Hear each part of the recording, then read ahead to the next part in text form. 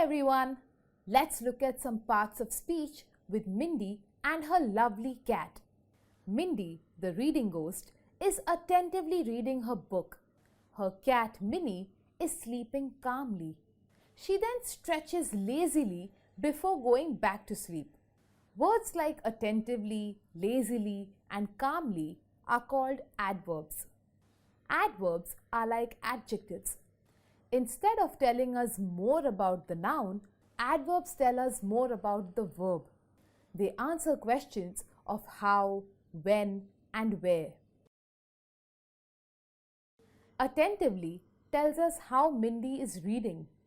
Calmly shows us how Minnie is sleeping, and lazily tells us how she stretches. Look, Minnie is alert now. She has seen a mouse. The mouse is under the table. Now it is behind Mindy's chair. The mouse now climbs on the table. The mouse jumps in a box above the table. Minnie jumps near the box, ready to pounce on the mouse. The different words used to show where Minnie and the mouse are sitting or running are called prepositions.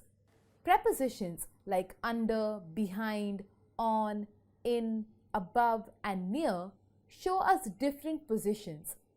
Prepositions tell us where things or people are.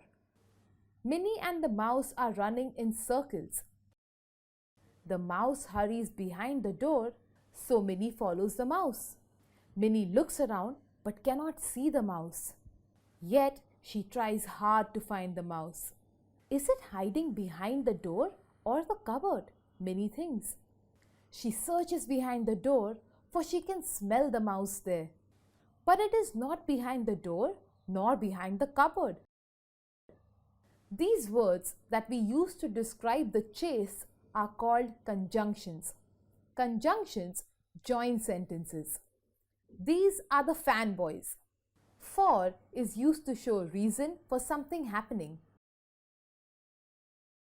And is used to show an addition.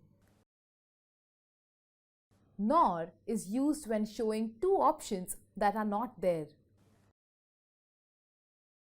Both but and yet show opposite ideas. Or is used to show an option between things. So shows the result of something. Phew, what a chase it was. Now Minnie is back. She jumps on Mindy's lap. Ouch! Look where you're going, Minnie, says Mindy annoyed. Hooray! I have almost finished the book. Wow, this is such an amazing story. These words she used show her love for the book. Such words that show emotions are called interjections. Interjections are usually used at the beginning of sentences and have an exclamation mark. Let's leave Mindy now to finish her book in Minnie's company. See you later. Bye.